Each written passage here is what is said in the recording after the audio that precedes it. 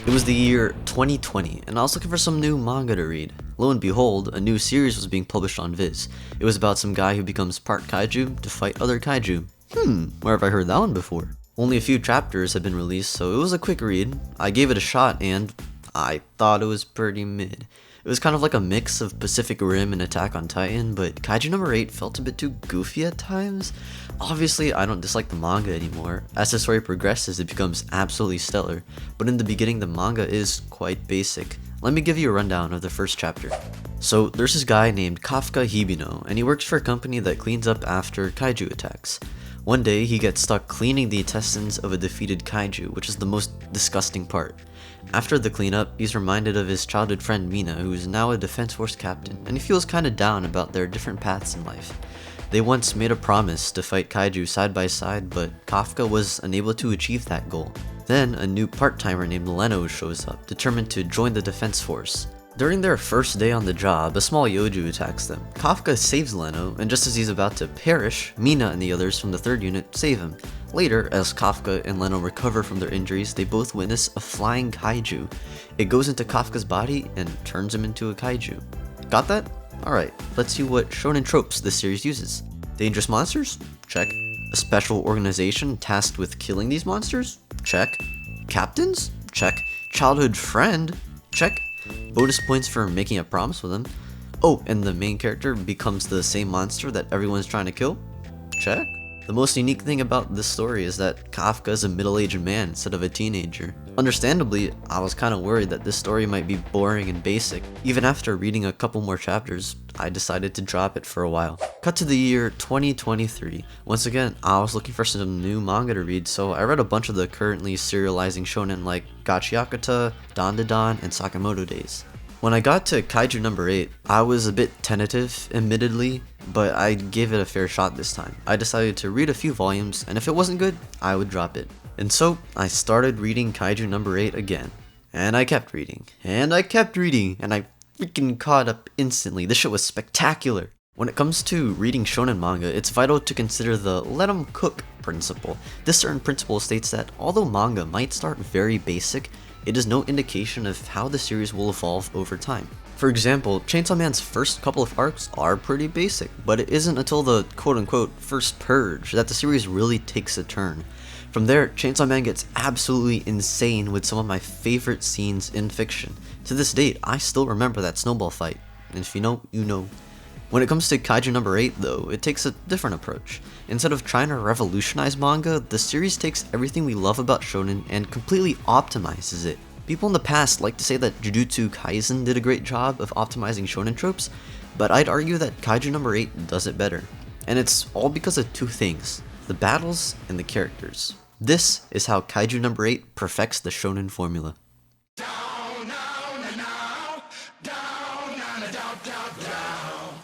Before we begin, what is the shonen formula? I've already touched on some of the tropes earlier, but let me give a more concrete definition. While the shonen genre is extremely varied, I would like to focus on what I like to call the Bleach blueprint. It's this common type of shonen we see, and it boils down to a very simple concept. There are dangerous monsters in the world, so the main character has to join an organization to fight against these enemies. Oftentimes, the main character becomes the monster they're trying to defeat. Notable examples of the Bleach blueprint include Jujutsu Kaisen, Attack on Titan, and Demon Slayer. There's more, cause I swear shonen these days have been bleachified. Or maybe bleach? I don't know. Anyway, Kaiju number 8 follows the Bleach formula to a T. Despite its seemingly basic nature, I believe the author is a genius when it comes to action writing. It might sound weird to some people, but I actually don't like very many shonen battles. Even in movies, I often find myself kind of bored in fight scenes. Sometimes I'd rather watch like a political thriller where two characters just talk. Game of Thrones is peak dialogue, by the way. As much as I like Demon Slayer and its groundbreaking animation, in the end I'm just looking at something pretty. It's not a bad thing to want to turn off your brain and watch beautiful artwork move on your screen, but fight scenes have two layers: the physical clash and the emotional/thematic clash. No matter how spectacular the choreography is, the fight scene will feel hollow without a strong underlying layer to represent the character's emotional and thematic journey. To achieve this, you can have two characters with opposing ideals like Naruto and Pain, or Luke Skywalker and Darth Vader, or you could use the battle as a way to develop the main character's arcs. Kaiju number 8 does the latter. I'll use the first major battle in the series as a case study. Also, some spoilers for the first couple of volumes. When Kafka gains his Kaiju powers, he and Leno take an exam to join the defense force. Pretty run-of-the-mill so far.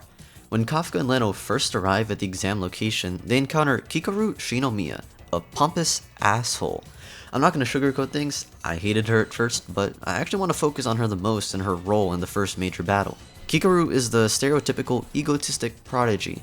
Since she aces most of her exams, it made her even more unlikable. But then comes the aptitude test, where the examinees must neutralize a kaiju. The characters all put on their special suits, and they're given a percentage that represents how much power they're drawing from the suits. Of course, Kikaru has the highest with 46%, but Kafka had 0. Instead of using physical prowess though, Kafka uses his mind to help direct the soldiers. During his time as a kaiju cleaner, he's gathered a significant amount of knowledge about the monster's weaknesses. It's great to show that the main character is still useful despite being seemingly powerless. At this point, the story is still pretty simple, but we start to see the author's talent for action writing really start to kick in. You see, if you want to keep your readers or watchers engaged, you need to continually ramp up the stakes and ramp up the danger. This is why stuff like Mission Impossible is so entertaining. During the kaiju neutralization, the ramping starts off lightly. Kafka first gets attacked by a small yoju. Though he can defend himself by turning into a kaiju, he has to hide this fact from the rest of the defense force or risk getting killed or captured or whatever. Luckily, Kikaru saves Kafka in a moment known as saving the cat. This is a classic technique that authors use to make characters more likable. Kafka actually does this in the first episode when he saves Leno. This little moment with Kikaru might seem insignificant, but it's crucial for setting up her arc as the battle progresses. For the entire time we've known her, she's been completely unlikable, but now we actually get to see some redeeming qualities. After saving Kafka, Kikaru goes on a badass rampage, utterly annihilating every kaiju in vicinity, including the base monster, the final boss. As a short interjection, I would just like to take a moment to appreciate this art. I don't think the art in this manga is anything mind-blowing, but it's some of the cleanest stuff I've ever seen. There's no lines wasted, the composition is perfect, and I can always understand everything that's going on in every panel. Sometimes I value that more than having highly detailed art. Anyway, it seems like the characters have won the battle, but I wouldn't call this series peak action writing if it stopped at that. A mediocre series would have just moved on to the next arc, but once Kaiju number 8 steps on the gas, it doesn't stop. In fact, a new challenger approaches, a humanoid, sentient kaiju. This doesn't just increase the conflict, it also raises questions about who this enemy is and what the nature of kaijus are. The new kaiju completely murks Kikaru, which serves as a way to attack her ego. Before the humanoid kaiju, Kikaru had no issues fighting anything, but now she's up against an enemy she has no hope of defeating. We then get a flashback and learn about how Kikaru's father has always forced her to be perfect. It's her duty as the daughter of the Defense Force commander.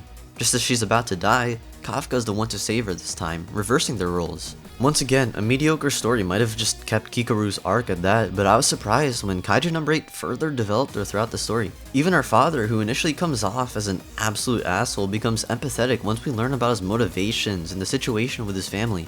I could go into more detail about Kikaru and all the other characters' arcs, but I don't want to get into spoilers. Just know that everyone in the story gets fleshed out, making them feel like tangible people trying to survive in this tragic world. Even though Kikaru's arc is my favorite in the manga, it would be a boring story if the main character didn't get any development, right?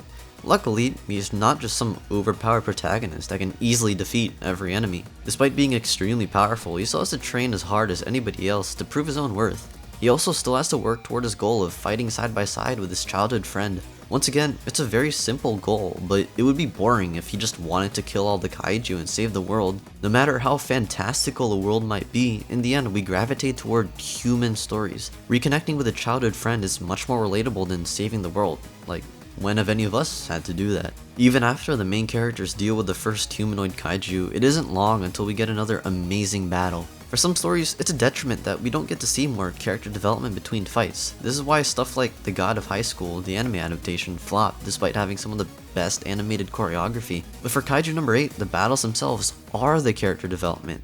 Once again, when you think everything is over, the story hits you with another twist, raising the stakes further than you would think was even possible, and recontextualizing what you thought you knew about characters. I haven't read or watched another shonen that so immaculately interweaves battles and character development. If you know a series that does something similar, please give me a recommendation. Anyway, I often found myself so hooked to Kaiju number 8 that I couldn't stop reading until the battles were over. As I said before, Kaiju number 8 doesn't do anything revolutionary. As the saying goes, if something isn't broken, there's no need to fix it, but that shouldn't stop you from improving upon it. You see, the wheel has always been a wheel since its first inception, but as generations pass, we've created the best iterations for all different kinds of tasks. Kaiju number 8 is much the same, taking on old ideas and turning them into an unforgettable experience. If you haven't already read Kaiju number 8, it is getting an anime in 2024.